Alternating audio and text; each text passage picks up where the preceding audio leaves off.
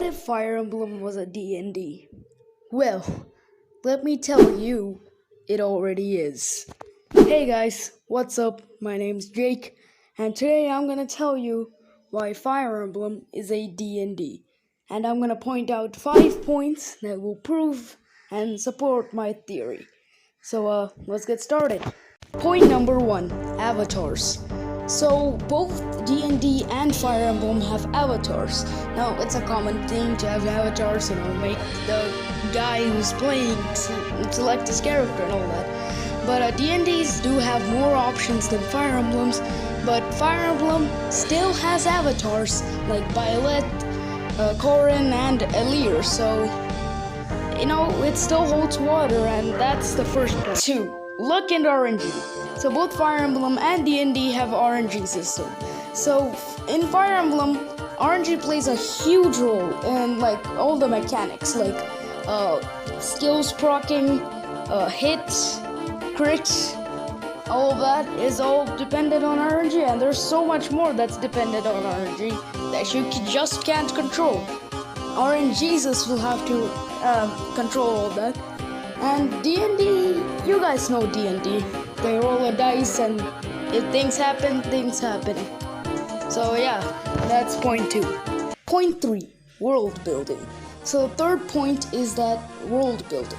So in Fire Emblem and D&D, there's a whole lot of world building, like what each country does and what is its main, occupation, what's the whole thing about it, is it a desert, it's an island, it's a mountain range, and all that, who rule it, who's the king, who's the dragon guy, who's what, all that happens, and it's all classified as world building. And there's a lot of dialogue in Fire Emblem, which is also world building. So in D&D as well, D&Ds also have huge amounts of world building, so all of this constitutes to another point, that is the third point. So the third point also holds water and supports the theory. 4. Class difference. So both Fire Emblem and D&D have the class difference. So each class has different playstyles, unique things to do, different stats, different ways to play the game, different weaknesses, different strengths. Like the Wyvern Riders are weak to bows, but they're incredibly strong to everything else. Or the archers, who are crap, but they're strong against the incredibly overpowered Wyvern Riders. This class difference really helps, Not every class is as good as the another class. And your main character is always gonna be mostly better than the other characters. But there are obviously exceptions, like Roy.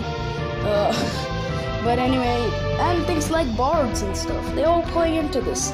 So this class difference also is another thing that supports this theory, and it's the 4th point. Point 5, heroes and evils. So in both Fire Emblem and D&D, it's usually like a medieval theme, or where there's no modern weapons, but magic and all that cool stuff is there, and it's all about adventuring and exploring and defeating bosses, and also conquering the evil who is threatening the entire continent or something.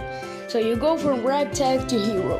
That's quite literally what Fire Emblem does, because each way lords are terrible in the early game, but go incredibly hard in the late game. This can also be said to Roy. If you train him hard enough, he can be good.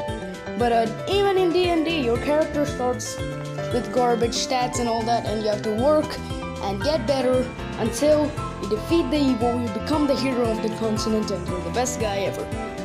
That is a very incredible similarity. So that's the 5th point. So that's why Fire Emblem is a D&D. That's all the points I could list and all the similarities, and that might actually classify it as a D&D. Hope you like this video. My upload schedule is gonna be very inconsistent because I barely get holidays from school and all that. But when I do, I'll try to make a video when I can. And when I do, I promise I'll go 100%. So if you like content like this, then please give this video a like, subscribe, and share it with your friends. Thank you so much. We're nearly at 200 subscribers, so thank you for all that. Please subscribe so we can be at 200 subscribers. Alright, peace.